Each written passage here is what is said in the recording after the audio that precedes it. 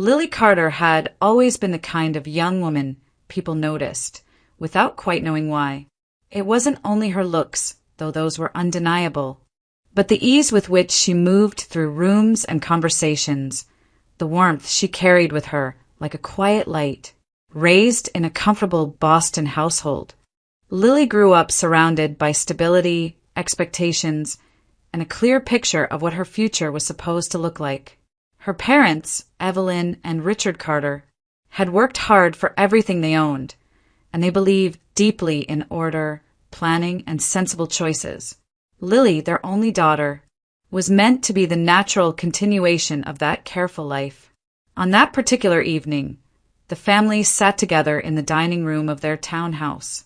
The air still and polite in the way it often was before something important was said. Lily's hands trembled slightly as she rested them on the edge of the table. She had rehearsed the words in her mind countless times, but now that the moment had arrived, they felt heavier than expected. She told them simply and clearly that she was in love, that she and Dan Carter, had been together for some time, and that they intended to get married. For a brief second, silence settled over the room, thick and disbelieving. Evelyn was the first to react. Her smile froze, then disappeared altogether, replaced by a tight, uneasy expression. Richard leaned back in his chair, studying his daughter as if she had just spoken a foreign language. Evelyn asked whether Lily was joking. When Lily shook her head, her voice steady despite the pounding of her heart, the questions turned sharp. Too sharp. How long had this been going on? What exactly did Lily think she was doing? Richard joined in more quietly, but no less firmly, his disappointment evident in the way his jaw tightened. They spoke of Dan as though he were a problem to be solved rather than a man Lily loved. He had no money, they reminded her, no parents, no established family, no safety net, no visible future. Richard asked what Lily truly knew about someone who came from nothing. Evelyn went further, voicing fears about instability, hardship, and regret. Love, she said, was not enough to build a life. At first, Lily tried to explain calmly. Dan was kind. Dan was honest. Dan worked hard and treated her with respect. But every sentence she offered seemed to deepen the divide between them. Her parents heard only risk and loss where she saw devotion and sincerity. Then Richard mentioned Andrew Whitman. He framed it casually at first, as though it were a harmless comparison. Andrew, the son of his business partner, was doing well for himself. Educated, established, dependable. A good family. A reasonable future. Evelyn seized on the idea almost with relief, expanding on it as if the solution had been there all along. Lily and Andrew already knew each other, after all. They moved in the same circles. Why Lily would overlook someone so suitable in favor of a man like Dan made no sense to them. That was when Lily's composure finally broke. She stood up so abruptly that her chair scraped loudly against the floor. Her voice rose, no longer careful or measured. This was not infatuation, she said. Not a passing feeling. She was not confused, naive, or blinded by romance. She loved Dan with a certainty she had never felt before, a certainty that reached far beyond convenience or comfort. She was choosing him for life, not for appearances, not for approval. Evelyn tried to speak again, but Lily could no longer listen. The room felt smaller with every word, the walls closing in with expectations she could not accept. Tears burned behind her eyes, but she refused to let them fall there, under that roof, in front of people who reduced her love to a mistake waiting to happen. She grabbed her coat and stormed out of the house, the door closing behind her with a finality that startled even her.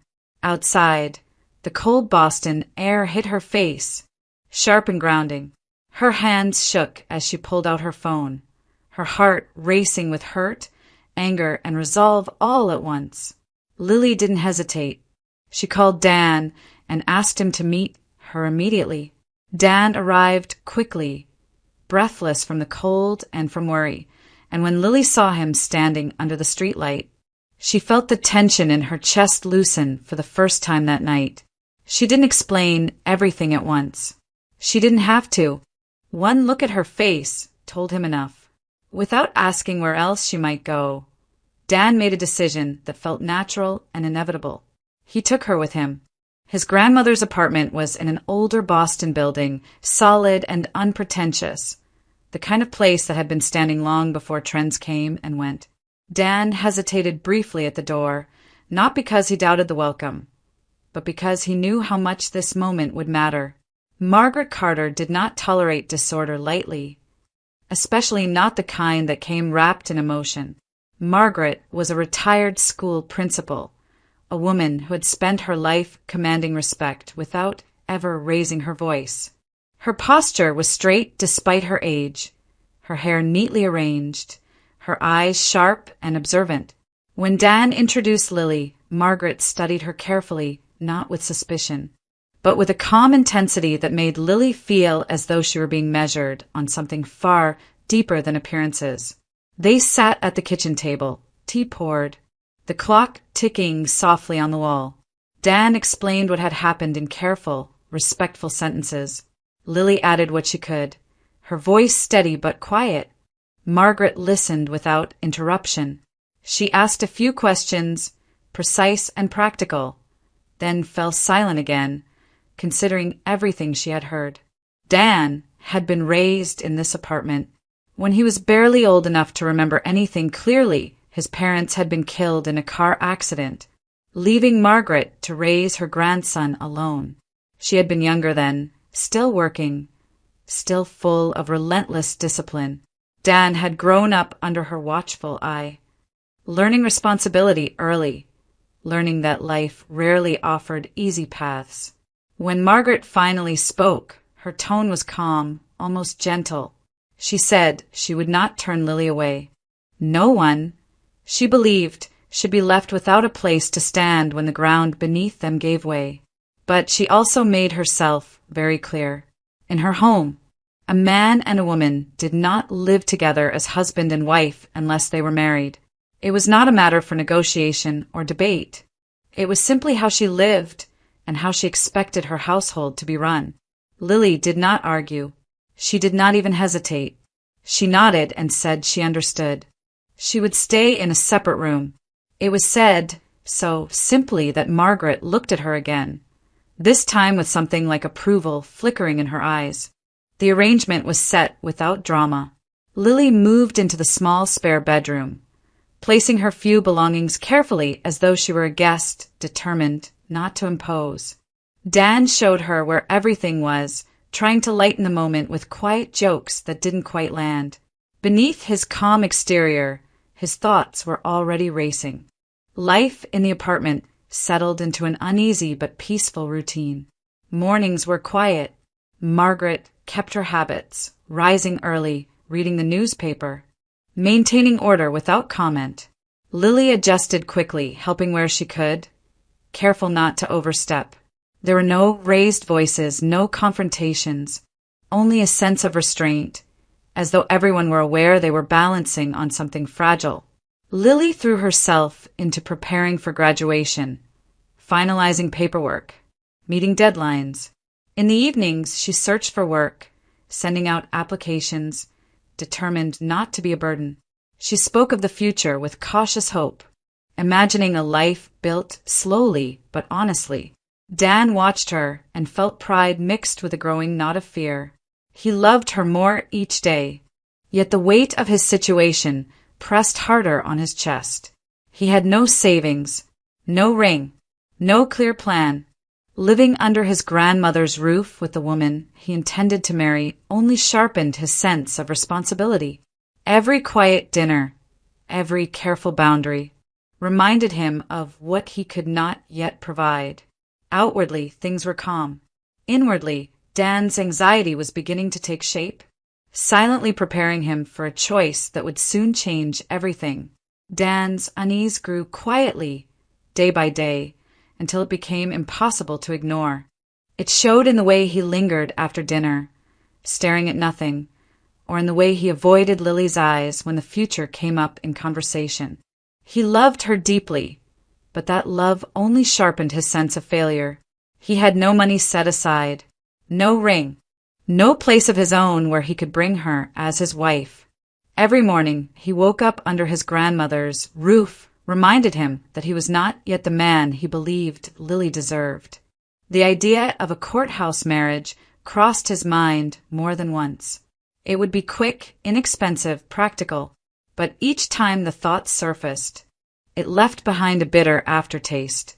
Dan imagined standing before Lily's parents, imagined the looks he would receive, the unspoken judgments that would follow him for the rest of his life.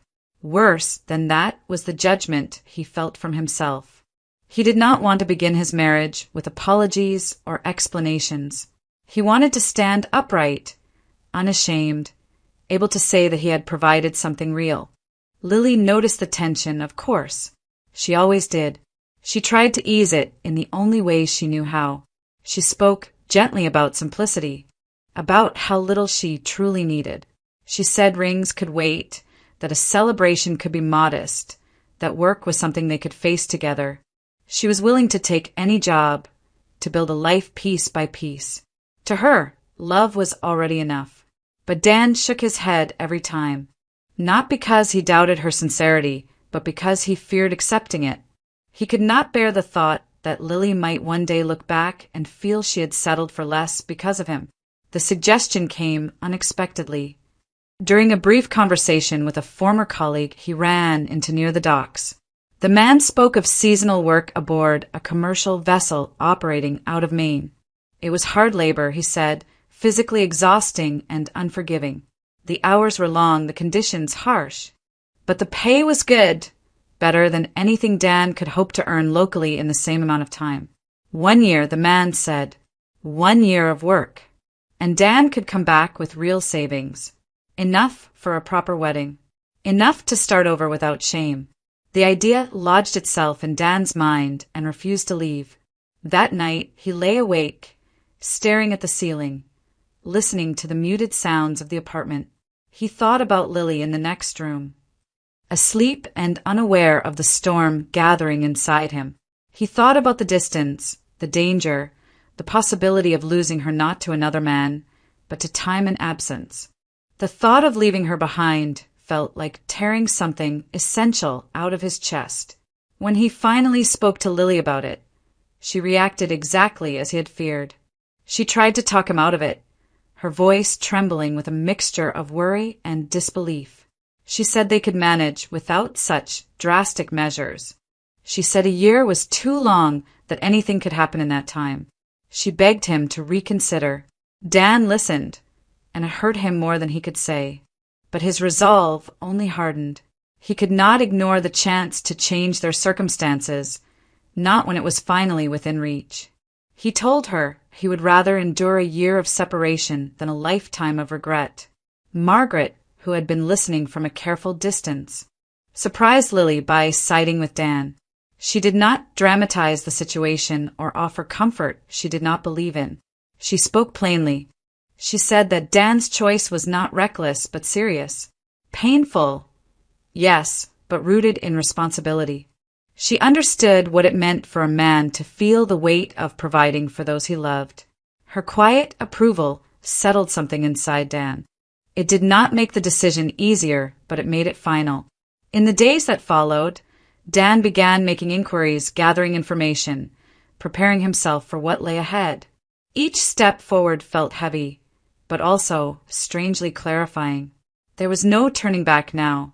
He would go to sea, not because he wanted to leave, but because he believed that was the only way he could return worthy of the life he hoped to build. For Dan, the choice marked the moment when love turned into sacrifice, and when the path ahead became irrevocably set. The farewell came quietly, without ceremony or witnesses beyond the three of them. There was no gathering of friends, no speeches, no symbolic gestures meant to soften the moment. Dan packed a single bag, careful not to linger over his things, as though moving too slowly might weaken his resolve. Lily watched from the doorway, her hands clasped together so tightly that her fingers ached. determined not to give in to tears while he was still there. They spoke little. Everything important had already been said, argued, and accepted. Dan held Lily for a long moment, his arms firm around her, as if he were trying to memorize the weight of her presence. He told her again that he would come back, that this separation had a purpose, that when he returned he would do everything properly. No borrowed compromises, no half measures. They would marry, start a real life, and leave this painful chapter behind them. Lily nodded, forcing a small smile. She told him she believed him. She told him she would wait. Her voice held steady, even when her heart threatened to break apart inside her chest. Margaret stood nearby, silent and composed, offering neither reassurance nor warning. She knew this was something Dan had to do alone. When the door finally closed behind him, the sound echoed through the apartment with an emptiness that seemed far louder than it should have been. Lily stood still for several seconds, staring at the closed door as if expecting it to open again. Then, without warning, her strength gave way. She sank into a chair, her body folding inward as sobs broke free, violent and uncontrollable. Margaret did not rush to her immediately. She waited, allowing the storm to pass as best it could, then brought Lily a glass of water and sat across from her. There were no speeches, no attempts to frame the pain as noble or necessary. Margaret simply stayed, her presence steady, her silence offering what comfort it could. Life after Dan's departure took on a strange, muted rhythm. The apartment felt larger and quieter, filled with spaces that seemed to exist only to remind Lily of what was missing. She and Margaret continued living together, moving carefully around one another, bound now by shared concern and a fragile sense of responsibility. At first, Lily tried to maintain her routines. She attended classes, worked on her final projects, and kept searching for employment. But the strain began to show. Her appetite faded. Sleep came in broken stretches, interrupted by anxious thoughts and sudden waves of grief. She grew pale, her energy draining away day by day. Margaret noticed, of course. She urged Lily to eat, to rest, to step outside for fresh air. Lily complied outwardly, unwilling to cause worry, but the effort of pretending to be fine exhausted her even more. Without Dan, everything felt provisional, suspended, as though her life were paused until his return. The weekly phone calls became Lily's only true anchor. They were scheduled, brief and precious. She counted down the days and hours until each one, marking time by their approach. When Dan's voice finally came through the line, distant but familiar, she felt momentarily whole again. During those calls, Lily tried to sound cheerful. She spoke about small, ordinary things, careful not to burden Dan with her fear or loneliness. Dan, in turn, spoke sparingly about his work, not wanting to worry her with details of hardship or danger. Each conversation ended too quickly, leaving Lily clutching the phone long after the line went dead. When the call ended, the emptiness returned with renewed force. Lily would sit in silence, staring at the wall, replaying Dan's words in her mind as if they might sustain her until the next Friday. The dread she carried was subtle but constant, a quiet fear that crept in during the long stretches of waiting. Separation had settled over her life like a shadow. Love, once a source of strength, had become something she clung to desperately, afraid that letting go, even for a moment, might mean losing everything. Margaret noticed the changes before Lily said a word. It was not only the weight loss, though that alone would have been concerning.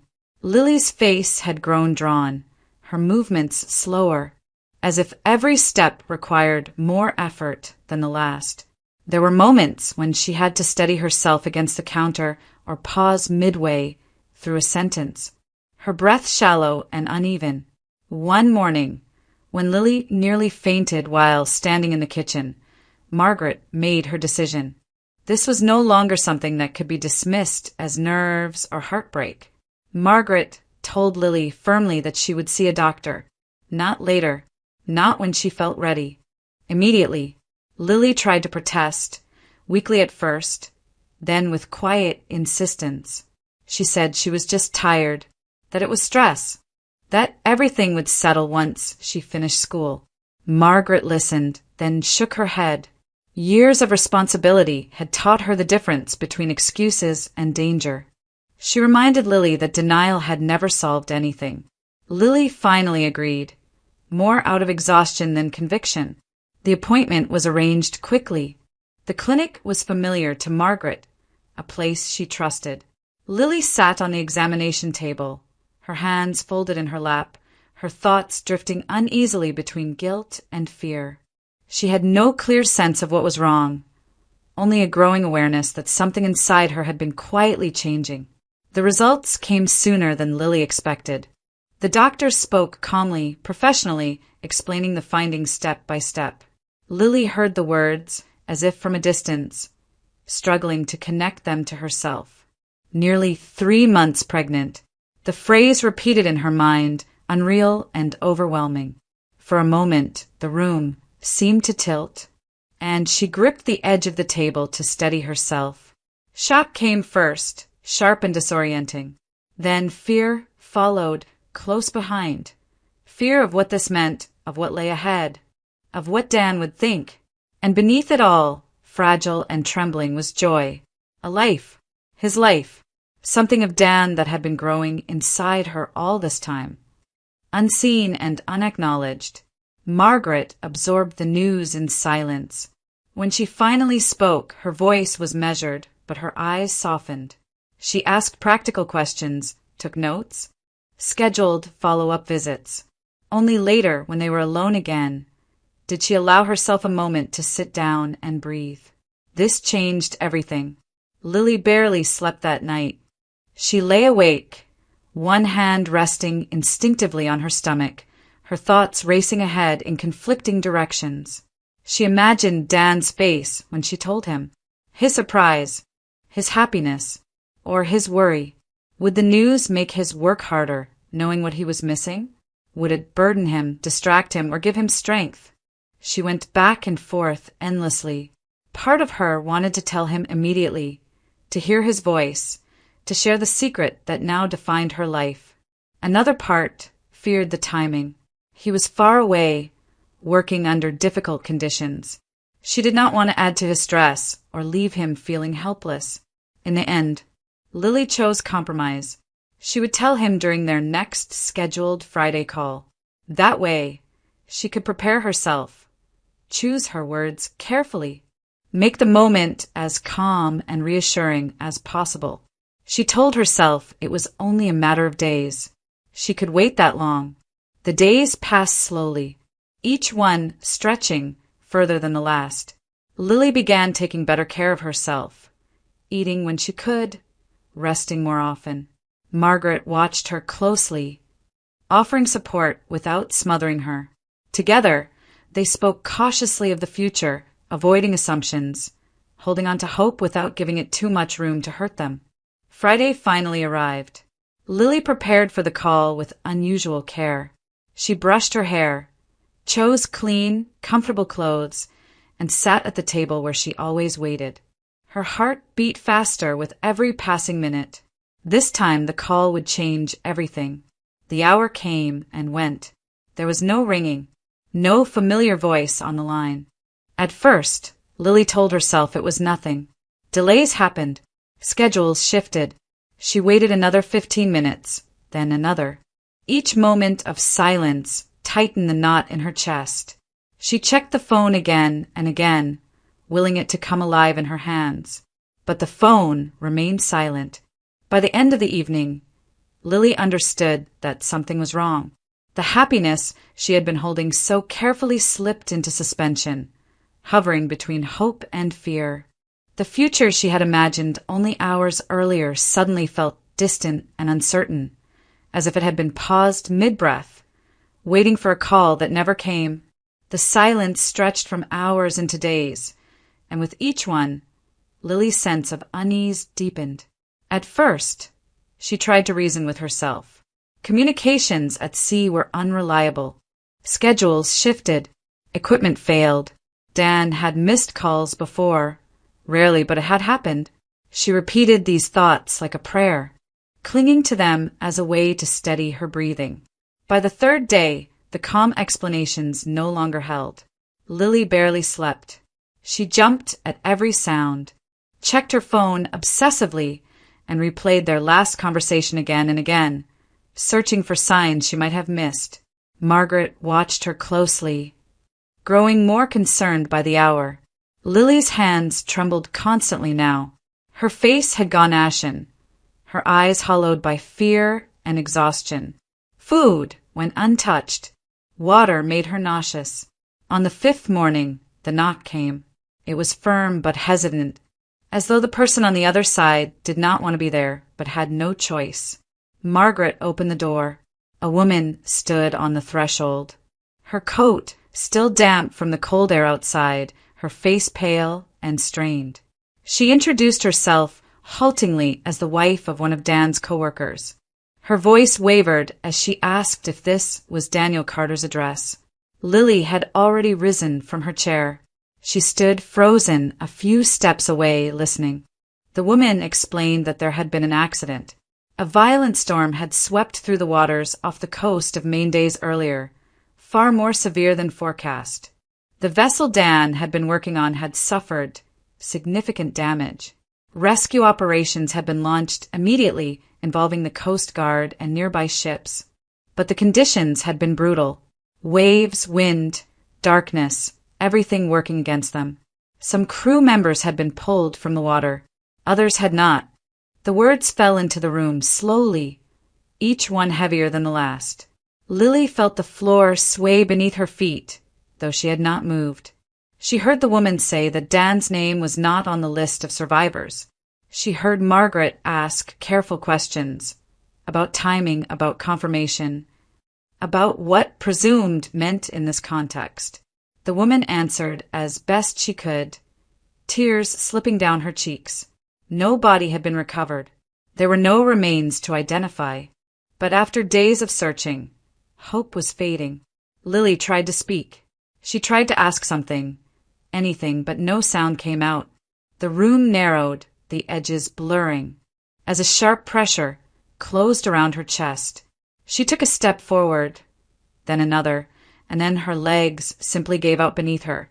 Margaret caught her before she hit the floor, calling her name in a voice Lily could barely hear. The world tilted violently, then went dark. Lily woke to bright lights and unfamiliar sounds. Her head throbbed. Her mouth was dry. For a moment, she could not remember where she was or why her body felt so heavy. Then the memories rushed back all at once. The phone that never rang. The woman at the door. The word storm echoing endlessly in her mind. She tried to sit up, panic flaring, but firm hands pressed her gently back down. A nurse spoke calmly, explaining that Lily was in the hospital. She had collapsed from severe stress and dehydration. Her blood pressure had dropped dangerously low. The pregnancy complicated everything. Doctors moved quickly, monitoring Lily's vitals and the baby's condition with equal urgency. For fluids were started. Tests were run. The atmosphere in the room was controlled, but tense, the kind of focus reserved for situations that could still tip in either direction. Margaret stood nearby, her face composed but drawn tight with worry. She spoke with the doctors, asked questions, absorbed information without comment. Only when she was alone for a brief moment did she allow herself to sit down, her hands shaking slightly as the reality of what might have been lost pressed in. For Lily, time dissolved into fragments, voices drifting in and out, the rhythmic beeping of machines, the pressure of someone checking her pulse. At one point, she reached for her stomach instinctively, a surge of terror cutting through the fog. A doctor reassured her quietly that the baby was still alive, but that both of them were at risk if her condition did not stabilize. They fought through the night. By morning, Lily's condition had improved enough that the immediate danger had passed, though she remained under close observation. Physically, she was still weak. Emotionally, she felt hollowed out, as if something essential had been torn from her without warning or explanation. Dan was gone, or lost somewhere between life and death, suspended in a space where no answers existed. There was no goodbye, no confirmation, only absence. As Lily stared at the ceiling, tears sliding silently into her hair, the future she had been holding so carefully finally shattered. What remained was not certainty or grief, but a terrible, unanswered question, and the unbearable weight of loving someone who had vanished without leaving even a body behind. Lily survived. That fact alone felt unreal in the weeks that followed, as though her body had endured something her mind could barely comprehend. The doctors monitored her closely, unwilling to take risks after what she had been through. The pregnancy held, fragile but steady, and that fragile certainty became the only reason Lily forced herself to keep moving forward. She carried the child through the remaining months with a quiet determination that surprised even Margaret. Lily spoke little about the future. She focused instead on what could be measured. Appointments kept, instructions followed, days counted one by one. When the time came, she gave birth to a boy. She named him Samuel Carter. Samuel's arrival brought no sudden healing, no dramatic shift in Lily's grief. If anything, it sharpened it. She held her son close and felt both love and loss intertwine in a way that left her breathless. Dan should have been there. Dan should have seen this. The thought followed her everywhere, persistent and inescapable. After leaving the hospital, Lily made her decision quickly and without hesitation. She would not return to her parents' home. The idea felt wrong, almost unbearable. Instead, she went back to Margaret's apartment, to the place that still carried Dan's presence in 1,000 small, painful ways. Margaret welcomed her without question.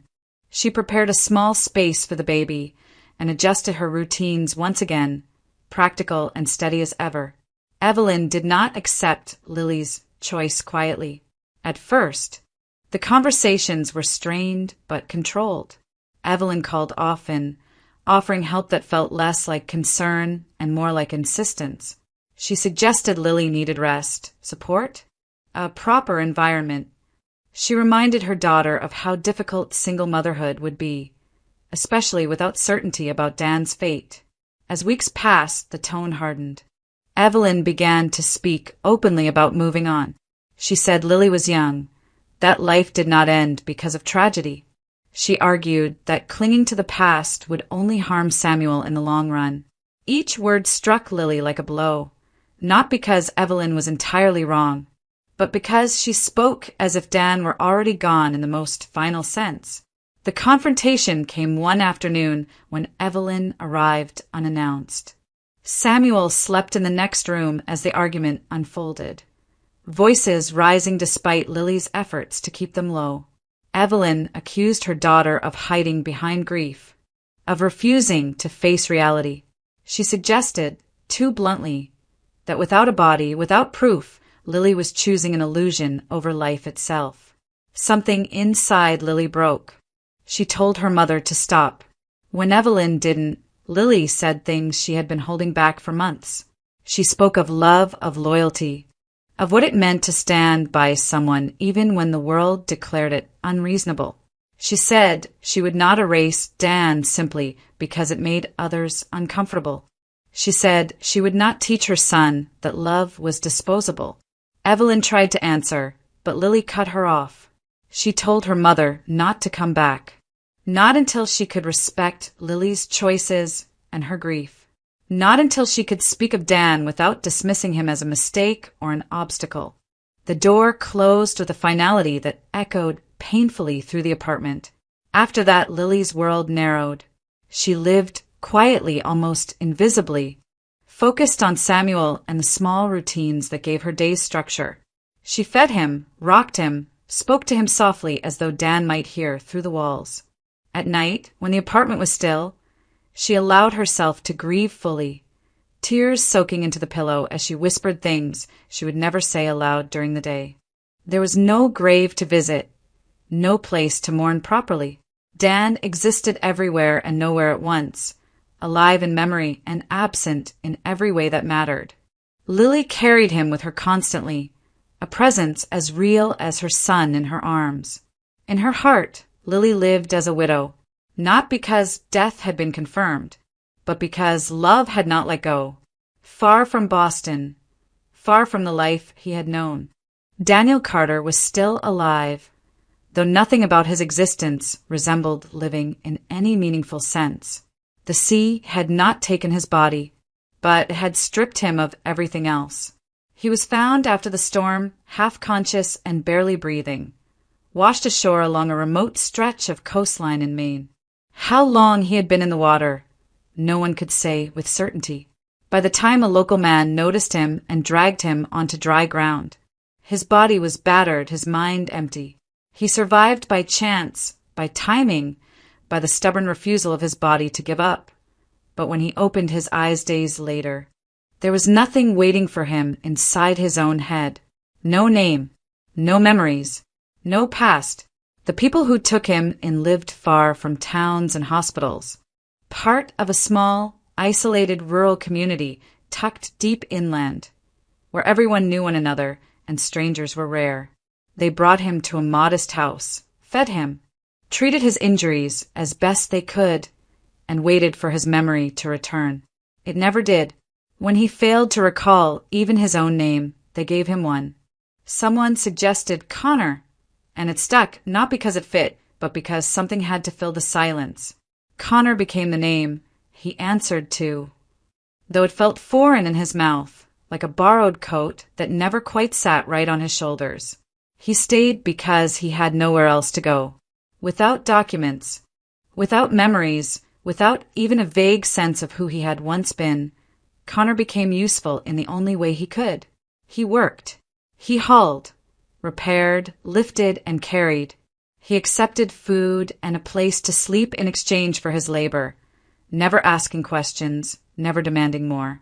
The arrangement was unspoken, but clear. He was alive because he was needed, and needed because he could work. At night, when exhaustion pulled him into sleep, fragments began to surface, dreams without context. A woman's face he could never see clearly. A voice saying his name, though he did not know what that name was. A feeling of urgency, of love, of loss, all tangled together without meaning. He woke from these dreams disoriented and shaken, his heart pounding, his head aching as if he had tried to remember something forbidden. The harder he focused, the worse it became. A sharp ringing filled his ears. His vision blurred. Eventually, he learned not to push too far, but something inside him refused to stay silent. Not far from the settlement lay a small cemetery, old and weathered, its stones worn smooth by time and neglect. Connor found himself walking there without understanding why. At first, he told himself it was coincidence, that he simply enjoyed the quiet. But the pull returned again and again, persistent and inexplicable. He wandered among the headstones slowly, reading names he did not recognize, dates that meant nothing to him. Still, he felt as though he was searching for something specific, something just beyond reach. Occasionally, a name would cause his chest to tighten, or a date would send a flicker of pain through his skull, but the connection never fully formed. The locals noticed his habit and warned him off gently. Cemeteries, they said, were places for the dead. There was no reason for him to linger there. Connor nodded, agreed, and returned anyway the next chance he got. His days passed in a dull repetition. Wake, work, eat, sleep. Nothing marked the passage of time except the slow change of seasons. He did not age forward or backward. He simply existed, suspended between what had been and what might never come. He did not know that somewhere else a woman mourned him. He did not know that he had a son. He did not know that his name was carved into stone. What he knew, what he felt, deep beneath the silence, was that something essential had been taken from him. His life was paused, incomplete, as if the world had pressed a hand against his chest and said, "Not yet." And so Connor walked, worked and dreamed, a man without a name, waiting for a memory strong enough to break through the fog and call him back to himself. Lily traveled alone. She left Samuel with Margaret, packing only what she needed for a short journey, telling herself this was not an escape but a necessity. For nearly a year, her grief had circled the same unanswered question. Now it pulled her north, toward the place where Dan had last been seen alive or lost. The coastal town was small and quiet, shaped by the sea and by loss. The harbor smelled of salt and cold wind. Fishing boats moved slowly in the distance, their outlines blurred by mist. Nothing about the place felt dramatic. If anything, it was ordinary in a way that made Lily's chest ache. This was where lives continued, even after tragedy. She found the memorial on the edge of an old cemetery overlooking the water. It was a simple stone, weathered but carefully maintained, with names carved into its surface in neat lines. Men who had gone out to sea and never come back. Lily stood still for a long moment before stepping closer. Bracing herself, she found his name, Daniel Carter. The letters were clean and permanent, as though they had always been there. Lily reached out, her fingers hovering just above the stone, unable to touch it at first. Her breathing grew uneven. This was the only place in the world where she was allowed to grieve him openly, where her love did not need justification. Believing she was alone, Lily lowered herself to the ground beside the memorial. The cold seeped through her coat, but she didn't move. She pressed her palm flat against the stone and finally allowed herself to speak. She told Dan she had come because she could not live with the silence anymore. She told him about Samuel, about his dark hair, about the way he frowned when he slept, about the sound of his laugh when Margaret bounced him on her knee. She told him their son was strong, that he was healthy, that he looked like him. Her voice broke when she said Dan's name again. She said she had waited, that she was still waiting, that even now, part of her believed he was somewhere out there, lost but alive, just as she was lost without him. She asked him what she was supposed to do next, how to live a life that felt unfinished in every direction. She did not see the man standing several yards away, partially hidden by a stand of bare trees. He had come to the cemetery, as he often did, drawn there by the same unexplainable pull. He had intended only to pass through, to read names he did not understand and leave before the familiar pressure built in his head. But then he heard her voice. The sound struck him like a blow. It was not the words at first, but the tone, intimate, broken, unmistakably familiar. His chest tightened sharply and the world tilted. The air seemed to rush out of his lungs as memories surged forward without warning. A face, a laugh, a warmth he had carried for years without knowing why. His head throbbed violently, pain blooming behind his eyes as images forced themselves into place. A life, a home, a promise, the name on the stone, Daniel Carter. He took a step forward before he realized he was moving. His legs felt unsteady, his heart racing as if it might tear itself apart. Lily was still speaking, her back to him, her words dissolving into quiet sobs. He heard her say his name again, Lily. The word tore itself from his throat before he could stop it. Lily froze. For a split second, her mind rejected the sound entirely. Then she turned slowly, as if afraid that moving too fast might shatter whatever illusion her grief had created. Her eyes found him standing there, pale and shaking, staring at her as though he were seeing the world for the first time. The ground seemed to vanish beneath her feet. She tried to stand, failed, and collapsed back onto the cold earth. He reached her in 2 unsteady steps, dropping to his knees beside her. His hands hovered, unsure, afraid to touch her in case she disappeared. Recognition hit them both at once. Lily reached for him, her fingers gripping his jacket with desperate strength, as though anchoring him to reality. He wrapped his arms around her, instinctively, holding her as memories slammed fully into place. The storm, the water, the lost year, and now her. "I remember," he said hoarsely, his voice breaking. "Lily, I remember everything." She sobbed into his chest, her body shaking as if the grief she had carried for so long were finally being released. Around them, the cemetery remained still and indifferent, the sea continuing its endless motion beyond the hill. Dan knew who he was. He knew who she was. And in that moment, the life that had been suspended between loss and silence came crashing back into being. The return to Boston felt unreal, as though Lily and Dan were moving through a world that had not yet caught up with what had happened to them. They traveled quietly, side by side, Lily's hand never leaving Dan's, as if she feared that letting go, even for a moment, might undo everything. Dan looked out the window as the city came into view, seeing familiar streets with the eyes of someone who had been absent from his own life for far too long. Margaret was waiting. When the door opened and she saw him standing there, thinner, changed, but unmistakably her grandson, she did not speak at first. She simply stared, her composure finally breaking as tears filled her eyes.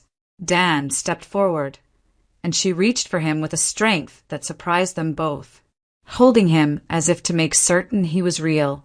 Years of discipline and restraint dissolved in that embrace. For a long moment, there were no words, only relief. The meeting with Samuel came next. Dan approached the crib slowly, almost fearfully, as though he were stepping into something sacred. The baby looked up at him with calm curiosity, unaware of the weight of the moment. Lily watched as Dan knelt beside the crib, his breath catching when Samuel's small fingers wrapped instinctively around his own. Dan's shoulders shook as he bent his head, overcome by a love he had been denied for nearly a year. "I'm here," he whispered, more promise than statement. The practical matters followed, unavoidable but necessary. Dan was legally restored to the world that had declared him lost. Records were corrected. His identity was confirmed. What had once been considered a closed chapter was reopened with quiet efficiency. Each signature and document felt surreal, a reminder of how easily a life could be erased and returned. Lily's parents came reluctantly at first, unsure of what they would find. When they saw Dan alive, standing before them, there was no room left for denial. The truth dismantled their assumptions in an instant. The man they had dismissed as unworthy had survived, endured, and come back, not diminished, but proven. There were apologies, awkward, imperfect, but sincere enough to matter. Lily listened without triumph or resentment. What mattered now was not vindication, but clarity. Love, she realized, did not need permission to be real. The wedding took place quietly, without spectacle or excess. It did not need any of that. When Lily stood beside Dan and spoke her vows, her voice steady and sure, she felt no fear. When Dan promised his life to her, he did so without shame or hesitation. They were not beginning something new, so much as completing something that had already survived its hardest test. In the days that followed, life did not suddenly become easy. Healing never worked that way, but it became honest. Lily and Dan faced the future together, grounded not in comfort or certainty, but in what they had already endured. They had learned that love was not proven by wealth, status, or safety. It was proven by waiting, by choosing, by remaining faithful even when the world offered no reassurance in return. Margaret watched them with quiet pride, holding Samuel in her arms, understanding that some lessons could only be learned through loss. For those listening, this story leaves behind more than relief. It invites reflection on patience when the waiting feels unbearable, on dignity when love is questioned or judged, and on the danger of measuring a life by its surface rather than its depth. If this story resonated with you, consider what endurance has looked like in your own life. What or who has been worth waiting for? And how often quiet resilience speaks louder than certainty ever could. We invite you to share your thoughts on love, loss, and second chances.